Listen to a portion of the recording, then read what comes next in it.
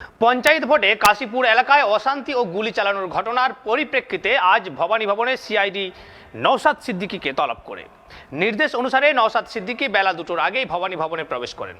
2টোর পর থেকে ভবানী ভবনে সিআইডি দপ্তরের জিজ্ঞাসাবাদ এখনো পর্যন্ত চলছে বলে সূত্রের খবর।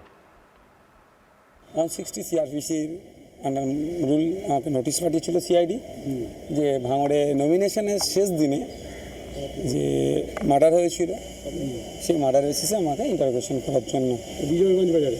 হ্যাঁ, কিন্তু আমরা যে কেসটা করেছি আমাদের কর্মী সমর্থক যিনি মারা গিয়েছিলেন সেই বিষয়টা নয়, রাজু নস্কর যে নাকি মারা গিয়েছিলেন সেই বিষয়টা, যেহেতু ইন্টারোগেশনের পার্ট সাবজুডিস ম্যাটার, সেখানে দেখি ইন্টারোগেশন করেছে বা সেটা ডিসক্লোজ করা যায় না, কিন্তু আমাদের কেসটা এখনো পর্যন্ত এই অবস্থায় আছে, যদি আমরা কোর্টে সিবিআই আমরা ডিমান্ড করেছি।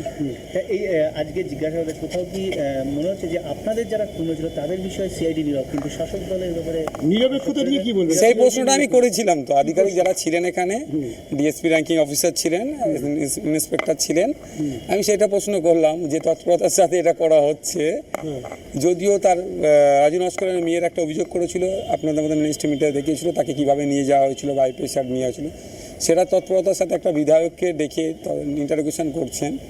আমাদেরগুলো কি এখানে কি ভাবছেন, যদিও তার কাছ থেকে আমি তো জানি সন্তোষজনক উত্তর আসবে না, যে উত্তরটা দিয়েছে সেটাও আমার বলা উচিত হবে না বলে মনে করি। নিরপেক্ষতা নিয়ে প্রশ্ন থেকে যাচ্ছে, তবে এসব ইন্টারোগেশন আমি ভয় পাই না।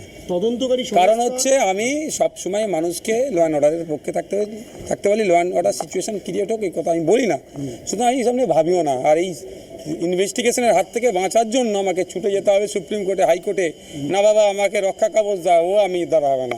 এসেছি হাসিমুখে, হাসিমুখে বিদায় নেবো, এরপর আমাকে ডাকবে বলেছে, সম্ভবত 31 তারিখে আসবে, 31 তারিখে।